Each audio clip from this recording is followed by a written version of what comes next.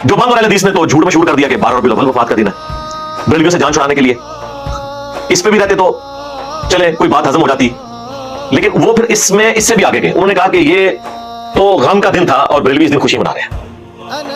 अच्छा, इधर तो ये बात करते हैं, जब हम 10 मुहर्रम के ऊपर अहलुल बैत का जिक्र करें तो कहते नहीं सोग तो 3 दिन होता है, गम मनाने की जरूरत ही नहीं। तो किसी की जगह देख लो यार, तो एक तरफ आप कहते हैं गम मनाने की जरूरत नहीं है, दूसरी जगह आप कहते हैं ये तो गम का दिन है।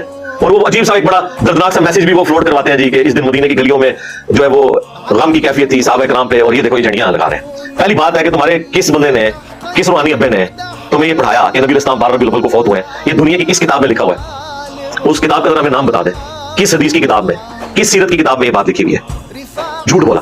और मैंने बुखारी और मुस्लिम से साबित किया कि नबी इस्लाम 12 रबीउल अव्वल को फौत नहीं हुए।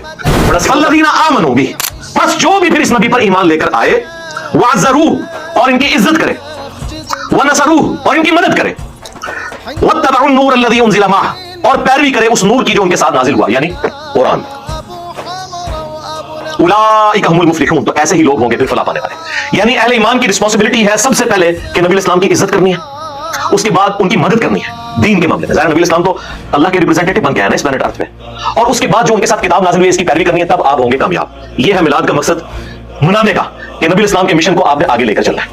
जो काम 8 से 800 साल पहले और रसूलुल्लाह की वफात के 600 साल बाद शुरू हो, उस काम को उस तरीके से ना करने वाला गुस्ताख रसूल कैसे हो सकता है? और उस पर आप ये कैसे शेयर पढ़ सकते हैं कि सवाए इब्लीस के जहां में सभी तो खुशियां मना रहे हैं?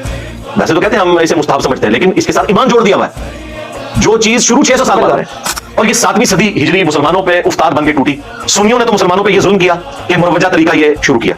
शिया ने ये जुल्म किया कि एक फातिमी बादशाह था शिया का, सुल्तान अलावून, उसने एक मन्नत मानी थी कि मेरा अगर ये काम हो गया तो मैं कब्र रसूल पे जाके गुम्बद रख दूंगा।